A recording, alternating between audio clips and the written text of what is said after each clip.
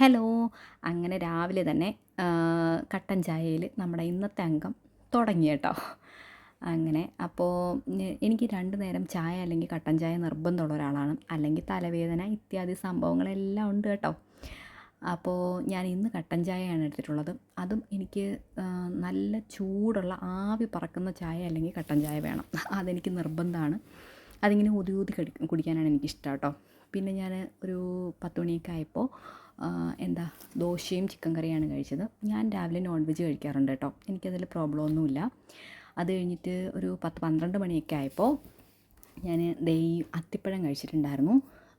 എനിക്ക് ഡ്രൈ ഫ്രൂട്ട്സിൽ ഏറ്റവും ഇഷ്ടമുള്ളൊരു സംഭവമാണ് കേട്ടോ ഈ അത്തിപ്പഴം. ഇതിൻ്റെ ഒരു കിരുമുരാവുള്ളൊരു അരി പോലൊരു സംഭവം ഉണ്ടല്ലോ, എനിക്കത് ഭയങ്കര ഇഷ്ടമാണ്. ടേസ്റ്റ് വൈസ് എനിക്ക് ഭയങ്കര ഇഷ്ടമാണ്.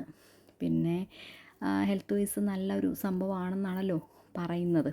അങ്ങനെ പിന്നെ ഞാൻ ഉച്ചയ്ക്ക് ചോറും കുറച്ച് ചിക്കൻ കറിയും അവിയലും അടമാങ്ങ അച്ചാറും കൂടെയാണ് കേട്ടോ എടുത്തിട്ടുള്ളത്. ഇത് അടമാങ്ങ എന്ന് പറഞ്ഞു കഴിഞ്ഞാൽ നന്നായിട്ട് അങ്ങ് ഉണങ്ങിയതല്ല, ചെറുതായിട്ട് നമ്മളിങ്ങനെ വെയിലത്തിട്ട് വാട്ടിയെടുക്കുമല്ലോ, അങ്ങനെ ആയിട്ടുള്ളതാണ്. എനിക്കതാണ് ഇഷ്ടം.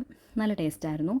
അത് കഴിഞ്ഞിട്ടൊരു 4 മണിയൊക്കെ ആയപ്പോൾ ഞാൻ നമ്മുടെ നോർമൽ ബണ്ണില്ലേ, ബണ്ണ് രണ്ടായിട്ട് കട്ട് ചെയ്തിട്ട് അതിനകത്ത് മുട്ടയും പാലും കുറച്ച് നെയ്യും പഞ്ചസാരയും കൂടി ഇട്ടിട്ട് ജസ്റ്റ് ഒന്ന് ഡിപ്പ് ചെയ്ത് നമ്മൾ ടോസ്റ്റ് ചെയ്തെടുക്കും. അപ്പോൾ അങ്ങനെ എടുത്തിട്ടുള്ളതായിരുന്നു. എനിക്ക് നല്ല ഇഷ്ടമാണ് കേട്ടോ. ഞാൻ വീട്ടിൽ ബ്രെഡോ ബന്നോ ഒക്കെ ഉള്ള സമയത്ത് ഇങ്ങനെ ചെയ്യാറുണ്ട്. ഒത്തിരി ഇഷ്ടമുള്ളൊരു സംഭവമാണ്. അപ്പോൾ നല്ല ഫില്ലിങ്ങുമാണ്. അപ്പോൾ അത് കഴിഞ്ഞിട്ട് ഞാൻ രാത്രി കുറച്ച് റോൾഡ് ഓട്സ് കുറച്ച് പാലിൽ കുറച്ച് പഞ്ചസാരയിട്ട് കുറുക്കി കുടിച്ചു കേട്ടോ. വലിയ വിശപ്പൊന്നും ഉണ്ടായിരുന്നില്ല. അപ്പോൾ അങ്ങനെ